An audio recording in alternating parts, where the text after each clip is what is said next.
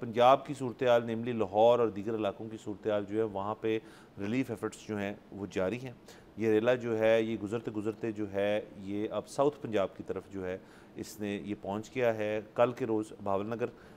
के जो कुछ चंद बंद हैं वो ब्रीच हुए हैं, वहाँ पे पानी आया है। मुल्तान की सूरत-ए-हाल जो है वो बताई जा रही है अब तक जो है वो कंट्रोल में है। रहीम यार ख़ान के अंदर जो है इस सैलाबी सूरत-ए-हाल जो है एक हद तक पैदा हुई है, लेकिन वहाँ भी एक कंट्रोल है। सिंध में अलबत्ता ये दाखिल करेगा और सिंध में सर एक अपडेट अलबत्ता ये है जो ज़रा परेशानी का बायस बनती है, वो ये है कि सिंध कराची और दीगर इलाके और सिंध के कुछ इलाकों में संडे जो इतवार से लेके आगे तक बारिशों का भी इम्कानात हैं,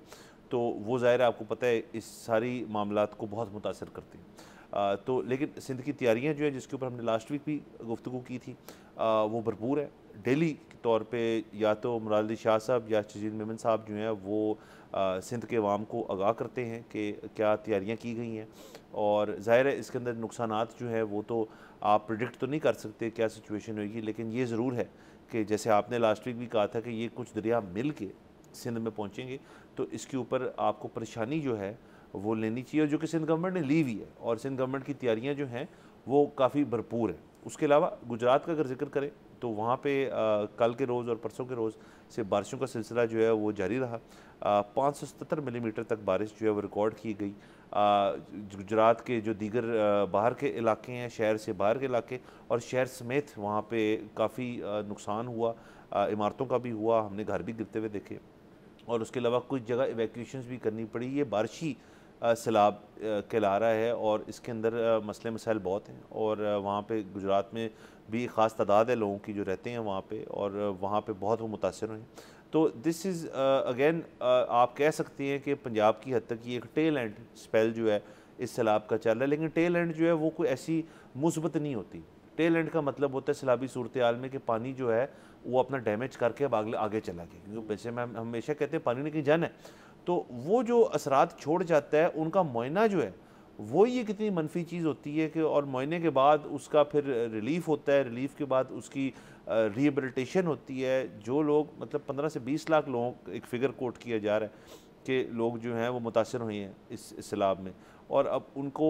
कहाँ प्लेस कर रहे हैं आपने, उनको रीलोकेट कहाँ पे करना है, नकल मकानी तो दूर की बात फ़िलहाल है, अभी तो रिलीफ की बात चल रही है। जी बिल्कुल सर, ये बड़ा लंबा प्रोसेस है। वो जिस तरह से हम अभी देख भी रहे हैं कि लाहौर जैसे सबसे पहले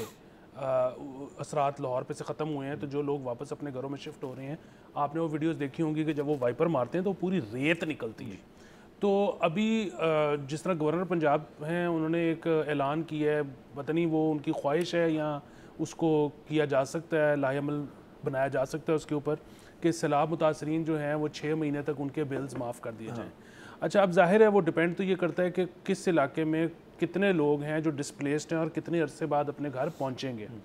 तो जितने देर तक मामूलात ज़िंदगी बहाल नहीं होते, और ये बात बड़ी वैलिड है कि मतलब एक शख्स अपने घर अगर सपोज़ फॉर इंस्टेंस 3 महीने बाद गया है,